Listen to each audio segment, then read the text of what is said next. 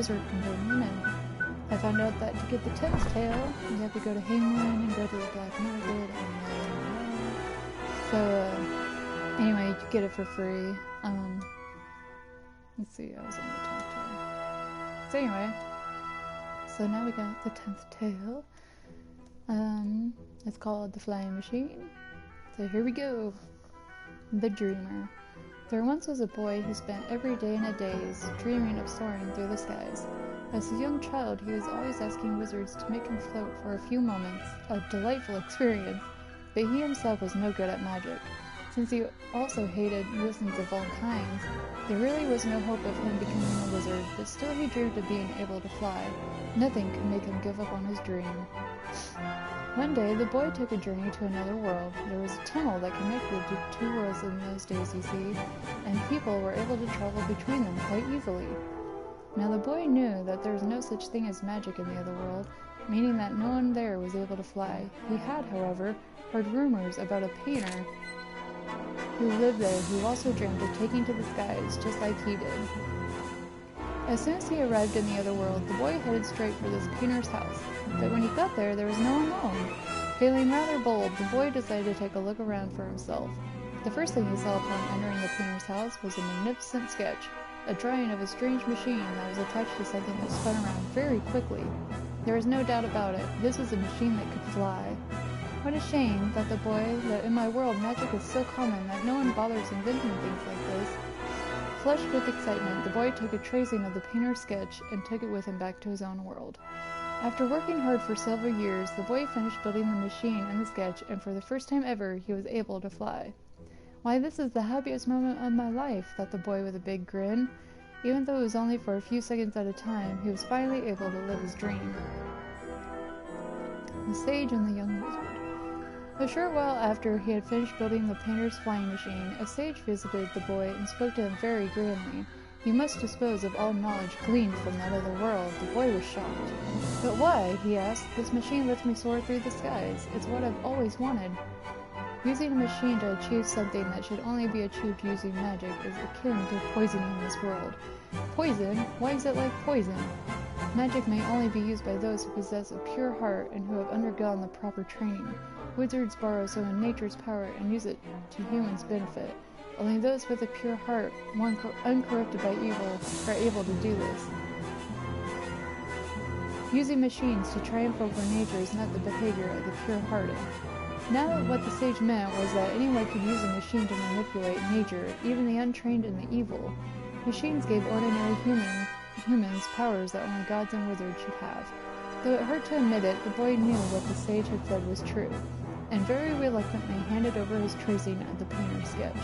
As he did so, however, a young wizard who had been watching them interjected, "Esteemed sage, wasn't magic originally intended to make our lives easier? If machines achieve the same effect, why shouldn't we use them?" "Because machines can be used by the wrong people for the wrong reasons," replied the sage impatiently, but the young wizard was undeterred.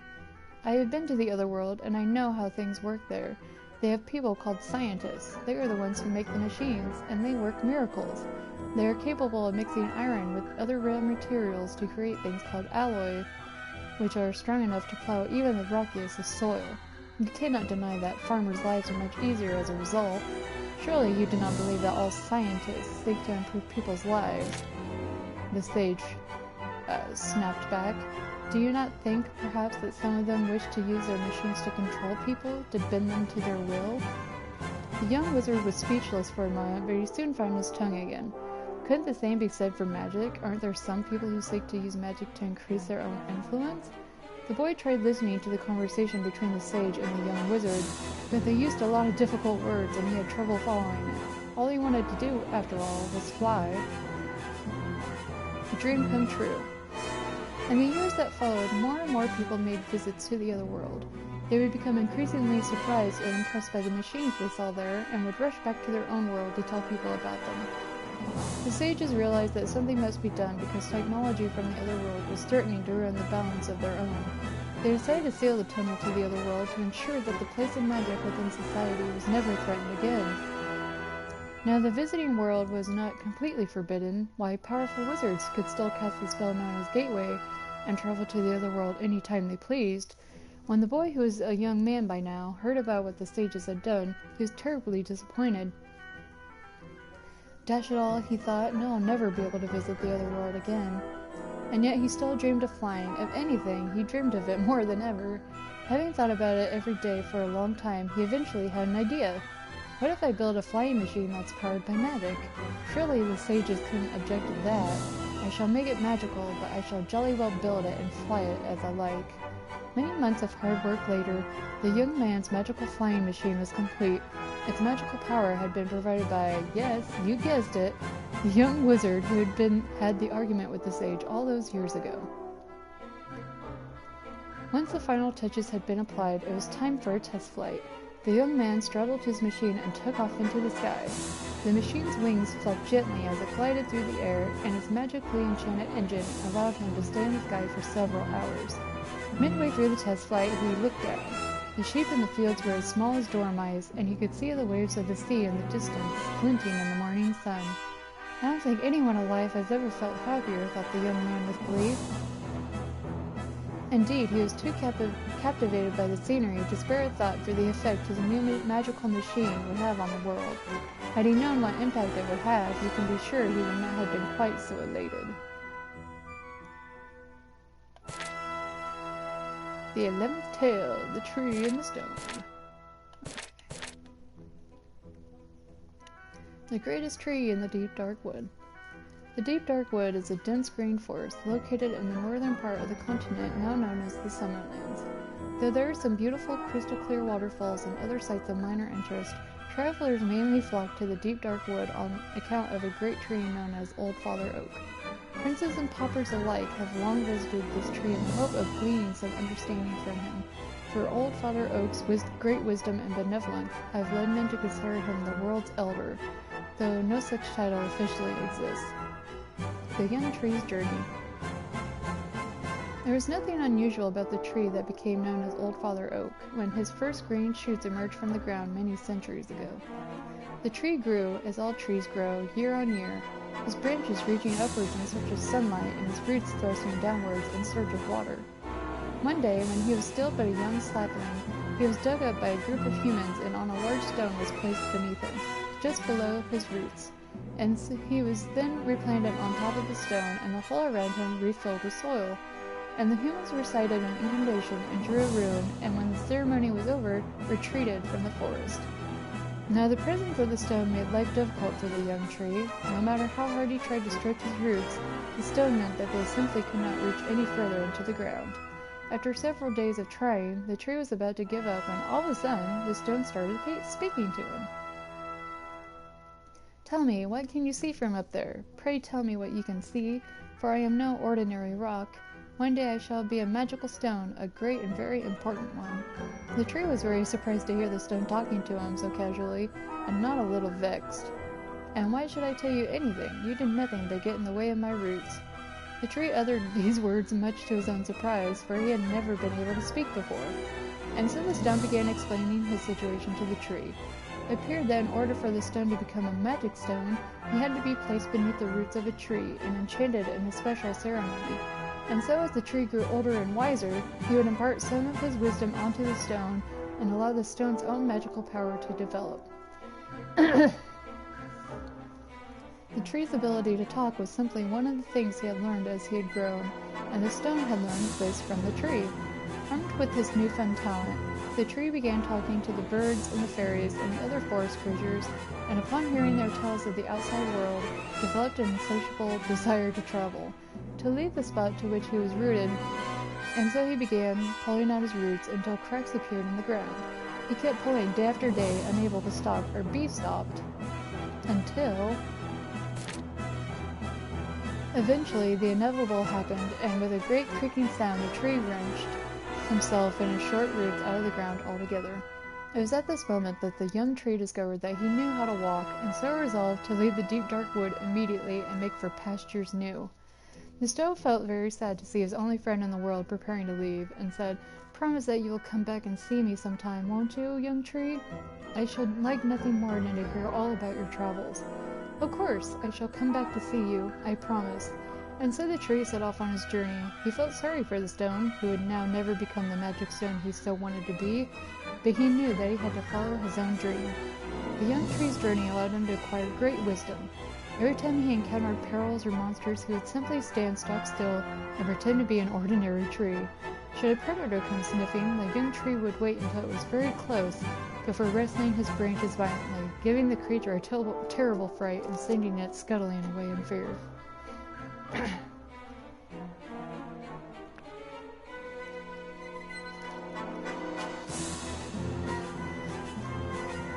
The promise to the stone. The tree's journey continued through storms and blizzards and into dank black caves and across deep blue oceans. On the way, he would sometimes meet other trees on journeys of their own. Most of the trees he encountered had also been chosen as locations for burying their magical stones, and they too had left their stones behind and set out on their own adventures. He also encountered trees that were broken or withered, having become lost in the desert or trapped in great snowfalls. One day, several months into his journey, the young tree realized that it was becoming more and more difficult for him to move. No matter how much fresh water he drank or how pleasant the sun felt upon his leaves, he was becoming slower and slower. This must be what happened to all those dead trees I saw, the tree thought, and that's what's going to happen to me. Suddenly, the tree remembered the promise he had made to the stone back in the deep dark wood. His promise to return to the forest and tell the stone all about his travels. The young tree had not visited the stone once since that day. Indeed, he had completely forgotten about him.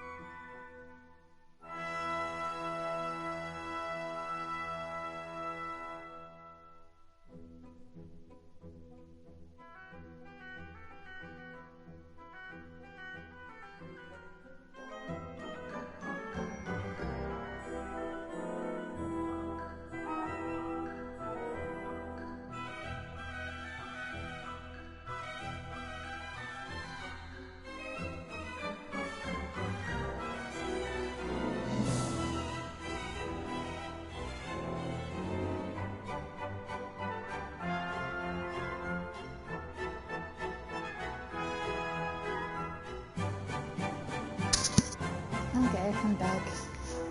Let's see, indeed he'd completely forgotten about him. I should go back, he thought. I should return and speak to the stone while I still have strength enough to move. And so the tree set off home, back to the deep dark wood. The tree's short roots were dragging behind him all the way, trying to get him to stop, but the tree ignored them and eventually made his way back to the forest where he'd first sprouted from the ground. The sight of his old stone companion, however, gave him a real shock. Having failed to become magical, the stone had been mistaken for an ordinary rock, and most of them had been chipped off and carried away to make tools and other objects. Only a tiny piece of him remained. Undeterred, the young tree proceeded to recount all his travel stories, and the little stone listened to every one in silent wonder. What happened next? When the tree had finished telling the stone the last of his tales, he thought to himself, "Now that I have fulfilled my promise to the stone, I shall not mind if I wither and die where I stand." Curiously, however, the tree noticed that he was feeling far healthier than he had for a long while. It turned out that much of the stone's ability to talk had come from the tree. The tree's ability to walk had come from being near the stone. And as he spent more and more time away from the stone, the tree had started to lose this power. He now understood that the unfortunate dead trees he had seen on his travels had lost the power of movement on account of neglecting to visit their stone companions. The tiny stone in the tree, who was no longer very young, formed a firm alliance, and became inseparable friends. Indeed, the tree placed a stone into a hollow in his trunk, allowing him to share all his knowledge and wisdom. The two would occasionally go on journeys together, acquiring even greater experience and wisdom, for it turns out that while the stone had not become magical during the tree's long absence, it had become incredibly knowledgeable. As the years went by, the tree and the stone garnered great repute for their passing wisdom, becoming known as Old Father Oak and the Telling Stone, respectively. Indeed, to this day, travelers still venture into the deep dark woods seeking advice from this most unlikely pairing of tree and stone. And so ends this branch of the story of Old Father Oak and the Telling Stone. Oops. Okay, so here's the last one. The Young Woman's Journal, the 12th tale. An old traveler stood on a street corner, telling a crowd of people all about his adventures. The crowd enjoyed listening to his tales, and one of them asked him, "What is the most incredible thing you have ever seen?" The old traveler thought a while and answered, "Let me tell you about a notebook I found. I was traveling through some truly inhospitable terrain, a jungle so thick that no light passed through its canopy, located in the foothills of a steep mountain range. I was certain that I was the first human to set foot in the place, until I came upon a notebook. Imagine my surprise when I looked inside and saw that it was a young girl's journal. I became obsessed with it. I couldn't stop thinking about this little girl and what had happened to her. Listen to these entries. Did you ever hear of a tale so wondrous as hers? I wonder where you've gone. I've been looking for you all this time, but I can't find you anywhere. Passing through a village today, I heard some people talking about you. They described you a little differently from what I remembered, but it was definitely you. They said you were heading north, so that is where I shall go to. I don't believe it. They say you've thrown yourself into some kind of swamp, something called the Miasma Marshes? Why would you do such a thing? What am I going to do now? I finally found someone who could tell me about these Miasma Marshes. It doesn't sound good. It seems that those who gaze at the marshes are lured towards them by the evil spirits who reside there. They prey on those who've been overcome by despair and compel them to throw themselves in. Is that what happened to you? I finally understand the mystery of the Miasma Marshes. Well, I know what I have to do. Last night, a traveling wizard told me that people in this world share a soul with a person in another world. These people are called soulmates. According to him, soulmates' lives are intertwined and affect each other. By throwing themselves into the Miasma Marshes, however, people can cut the bond that links them to their soulmates, allowing their hearts to be consumed by evil. Those who have done so are beyond redemption. Even releasing the evil from their hearts and reconnecting them to their soulmate does not bring back the person they once were. He told me something else as well, something important. I need some time to think about what to do next. It is decided. I must become a wizard. It is the only way I can save you. It's been several years since I last wrote in this journal. I am a great sage now, capable of breaching time itself. I decided to go back and rescue the other you. I'm going to take good care of him right from the very start. I know I'll never be able to return to this time, but I will not regret this. In the other world, I'll find the floating soul to which you were once connected, and I will absorb it. That soul will then be reborn as my own child. I'm setting out on a long journey to acquire the life that I need in order to save you. That is the least I can do for you after what you did for me. I believe that one day your soul will return and that we'll meet again. You saved me. You sacrificed everything for me. You gave your life so that I could live mine. I must see you again. After the old traveler had finished reading the journal, the crowd that had assembled before him stood silent for a long while. Before any of them could think of what to say, the old traveler turned around and shuffled off to continue his wanderings. But just as he was about to leave the town, he looked back at his dumbstruck audience and addressed them once again. The notebook wasn't the only thing I found that day. There was a wand lying next to it. I think it must have been hers. Well, that's depressing. Anyway, so that's the end of the tale. Then this will be the last official video for the game, and I don't know, I might do the series, like the Coliseum stuff. But anyway, so that's the main story stuff, and hope you guys liked watching these videos, and watch the next one, because it might be either a continuation of this one, or the second Kuni that I am almost finished with. Anyway, thanks for watching, and see you guys next time.